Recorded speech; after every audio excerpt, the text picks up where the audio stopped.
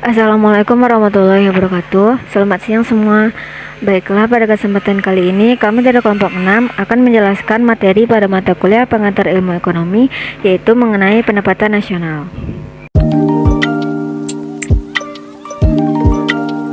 Perkenalkan, nama saya Delia Permatasari Hidayat dengan NIM 17016210090. Sebelumnya perkenalkan, saya Indah Hibatullofi dengan NIM 17016211044. Perkenalkan, nama saya Muhammad Fakih Ikhwan Aditya Nugraha dengan NIM 17016211086. Perkenalkan, nama saya Muhammad Abdul Basit dengan NIM 17016210072. Pendapatan nasional adalah ukuran nilai output berupa barang dan jasa yang dihasilkan suatu negara dalam periode tertentu atau jumlah seluruh pendapatan yang diterima oleh masyarakat dalam suatu negara dalam satu tahun. Pendapatan nasional memiliki peran yang sangat vital bagi sebuah negara, karena pendapatan nasional merupakan salah satu tolak ukur keberhasilan perekonomian suatu negara. Dengan pendapatan nasional akan terlihat tingkat kemakmuran suatu negara. Semakin tinggi pendapatan nasional suatu negara, maka dapat dikatakan semakin tinggi juga tingkat kesejahteraan rakyatnya. Namun sesungguhnya pendapatan nasional suatu negara tidak dapat sepenuhnya dijadikan sebagai indikator naiknya tingkat kesejahteraan rakyat di suatu negara. Sebagai contoh, meskipun pendapatan nasional di Indonesia pada tahun 2010 naik dari tahun sebelumnya, tetapi tetap saja masih sangat banyak rakyat Indonesia yang sampai saat ini hidup di bawah garis kemiskinan. Konsep dan cara menghitung pendapatan nasional, produk domestik bruto, PDB atau Gross Domestic Product, GDP, merupakan jumlah produk berupa barang dan jasa yang dihasilkan oleh unit-unit produksi di dalam batas wilayah suatu negara selama setahun, termasuk yang dihasilkan oleh perusahaan asing, asalkan wilayahnya masih dalam wilayah suatu negara. Barang-barang yang dihasilkan termasuk benda atau barang modal yang belum diperhitungkan penyusutannya, karena jumlah yang didapatkan dari GDP dianggap bersifat bruto atau kotor. Contohnya, terdapat perusahaan A dari Korea yang mempunyai cabang di Indonesia, maka hasil produksinya juga harus dihitung ke dalam GDP. Adapun rumus untuk menghitung GDP yaitu pendapatan WNI di dalam negeri ditambah pendapatan WNA di dalam negeri. Gross National Product atau Produk Nasional Bruto yang disingkat dengan GNP atau PNB merupakan nilai produk berupa barang dan jasa yang dihasilkan oleh penduduk suatu negara atau nasional dalam waktu 1 tahun, termasuk dengan barang dan jasa yang dihasilkan oleh warga negara tersebut yang dihasilkan di luar negeri.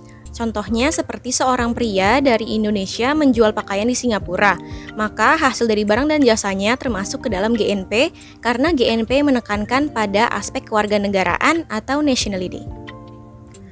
Rumus menghitung GNP. GNP diperoleh dari pendapatan WNI di dalam negeri ditambah pendapatan WNI di luar negeri, atau GNP diperoleh dari GDP ditambah pendapatan WNI di luar negeri ditambah dengan pendapatan WNA di dalam negeri, atau GNP diperoleh dari GDP dikurang pendapatan neto atas faktor dari luar negeri. Net National Product atau Produk Nasional Neto yang disingkat dengan NNP atau PNN merupakan hasil dari nilai GNP yang telah dikurangi dengan penyusutan modal dalam proses produksi.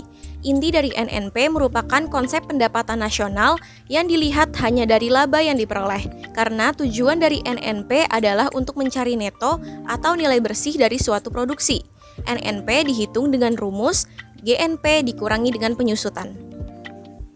Net National Income atau NNI atau juga dalam bahasa Indonesianya disebut dengan pendapatan nasional neto, menghitung pendapatan nasional berdasarkan jumlah balas jasa yang diterima oleh masyarakat sebagai pemilik faktor produksi. Rumus untuk menghitung NNI adalah NNP dikurangi dengan pajak tidak langsung ditambah dengan subsidi. Yang dimaksud dengan pajak tidak langsung merupakan pajak yang bebannya bisa dialihkan kepada pihak lain seperti pajak penjualan, pajak hadiah, dan lain-lain. Pajak tidak langsung harus dikurangkan karena tidak mencerminkan balas jasa atas faktor produksi. Uang pajak memang diterima oleh penjual atau produsen bersama harga pasar barang yang dijualnya, tetapi uang pajak itu wajib diserahkan kepada pemerintah. Subsidi harus ditambahkan karena harga-harga tertentu yang dibuat lebih murah daripada biaya produksi sesungguhnya, misalnya untuk subsidi harga pupuk, BBM, ataupun beras. Baiklah, untuk slide berikutnya yaitu yang kelima, personal income atau PI, atau dalam bahasa Indonesia kita sebut sebagai pendapatan perseorangan.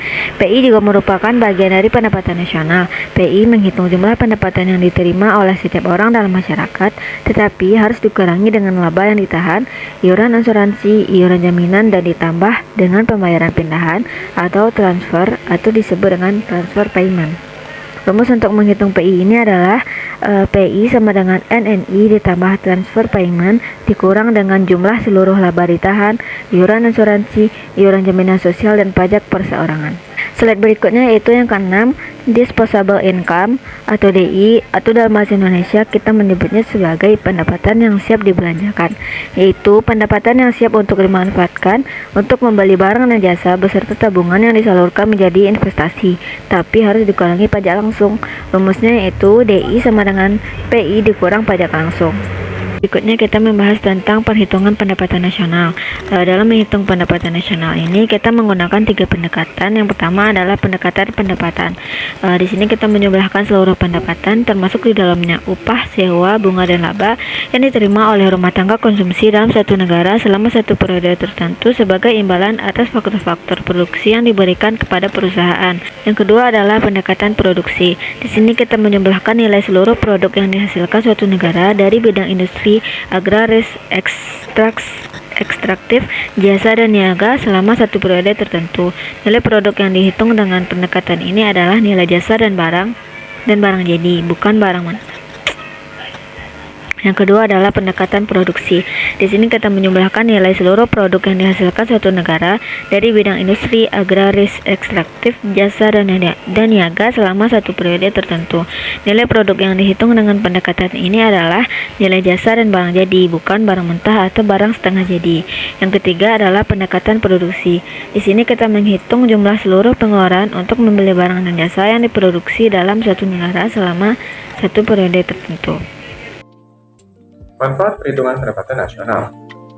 Selain bertujuan untuk mengukur tingkat kemakmuran suatu negara dan untuk mendapatkan data-data terperinci mengenai seluruh barang dan jasa yang dihasilkan negara selama periode, perhitungan pendapatan nasional juga memiliki manfaat-manfaat lain, di antaranya untuk mengetahui dan menelaah struktur perekonomian nasional.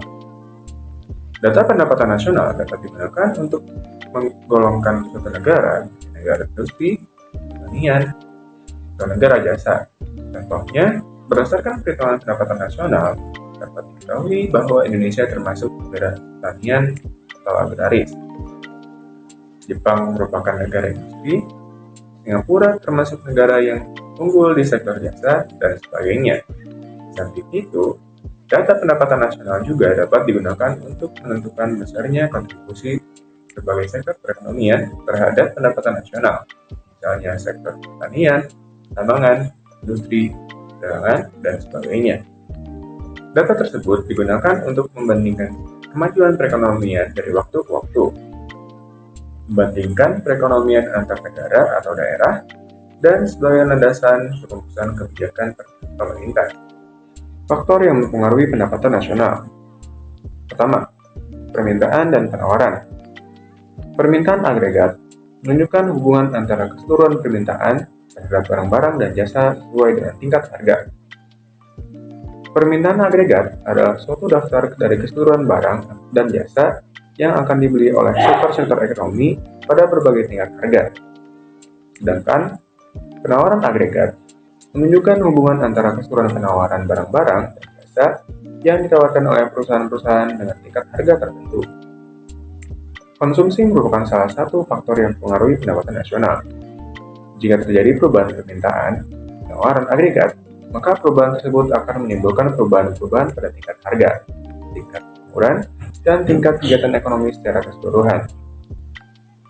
Adanya kenaikan pada permintaan agregat cenderung mengakibatkan kenaikan tingkat harga dan output nasional atau pendapatan nasional yang selanjutnya akan mengurangi tingkat pengangguran.